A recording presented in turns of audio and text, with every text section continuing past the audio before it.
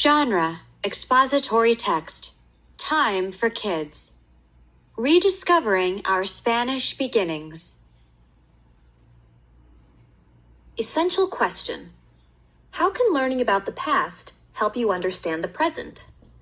Read about the Spanish influence on our nation. In 1493, Ponce de Leon began his career as a member of Christopher Columbus's second expedition. After serving as governor of the Dominican Republic, Haiti, and then Puerto Rico, he later set out on his own to find the legendary Fountain of Youth. Instead, his expedition in 1513 entered the lands we now call Florida. He claimed the peninsula, home to thousands of native peoples, for Spain. It was named La Florida, after a Spanish feast of flowers. Spain's foothold. Establishing a colony on La Florida was easier said than done. After Ponce de Leon's arrival, 6 more expeditions were made to the Spanish-claimed peninsula. Unfortunately, all attempts to settle there failed. Native tribes did not want them there. European crops would not take hold in the soil. This meant that settlers would have to depend on supplies from Spain to survive. Explorers also noted the heat, humidity, frequency of tropical storms, and dangerous animals as reasons not to settle. Florida was seen as a risk and ignored for many years.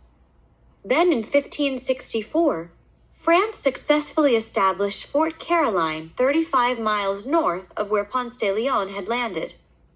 The Spanish king found this unacceptable. A year later, he sent Pedro Menendez de Aviles, an admiral, to colonize and rule Florida. Menendez and his soldiers destroyed the French colony. They founded the Spanish settlement St. Augustine on September 8, 1565.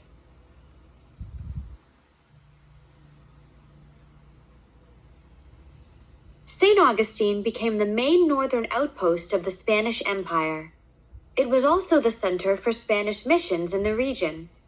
Since it was a target for enemy attack, the settlement was forced to relocate several times over the next 6 years.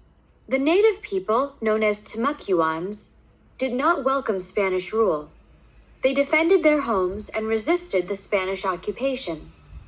Before returning to Spain in 1567, Menendez helped to establish 3 forts. His nephew returned to govern Florida until 1589. Before long, the English were becoming a threat to Spanish Florida. After Jamestown was settled in 1607, the English continued to colonize up and down the east coast. The Spanish settlers were also under constant attack from pirates and enemy ships. Finally, money from Spain allowed for the building of a massive stone fortress called the Castillo de San Marcos. This fort remains St. Augustine's most historically significant monument. Sidebar: a fearsome fort. Just as Rome wasn't built in a day, the Castillo, Castle de San Marcos, was built over time, between 1672 and 1695. Much of the labor used to build the fort came from enslaved Indians. It was the 10th fort built to protect the city of St. Augustine. The previous 9 forts had been made of wood. The Castillo de San Marcos was constructed with a nearly indestructible shell stone, or coquina. Its tremendous walls tower 33 feet high and measure 12 feet thick. Learning about the past in the present. St. Augustine has been part of the United States since 1821, when Florida became a U.S. territory. You can still see permanent signs of the Spanish era in the city. Many streets have Spanish names, and some buildings look like they are from colonial times. Today, part of the city is like living archaeology. Visitors can come to St. Augustine to uncover evidence about life in the old days. Many Spanish colonial sites have been restored, and the city's museums document its history. Visitors to the colonial Spanish Quarter learn how Spanish settlers lived centuries ago.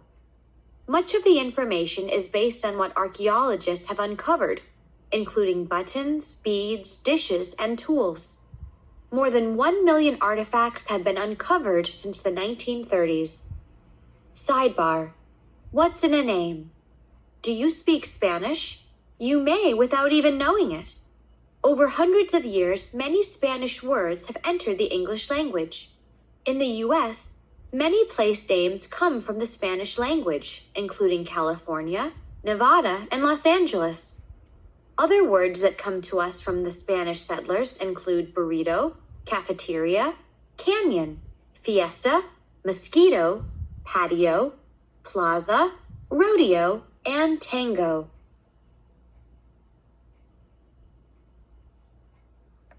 Respond to the text. 1. Use details from the selection to summarize. 2. What does Rediscovering Our Spanish Beginnings help you understand about Florida? 3. Write about the Spanish influence on the United States.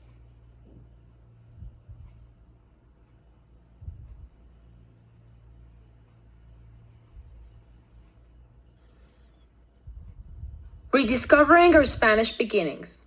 Rediscovering Our Spanish Beginnings is an expository text that gives an overview of early Spanish exploration in the United States and the founding of the oldest city, St. Augustine. Ponce de Leon discovered Florida in 1513 and claimed the land for Spain. In the years that followed, Spain attempted to set up a colony but had little success. When France successfully established Fort Caroline, the Spanish king sent Pedro Menendez to colonize and rule Florida.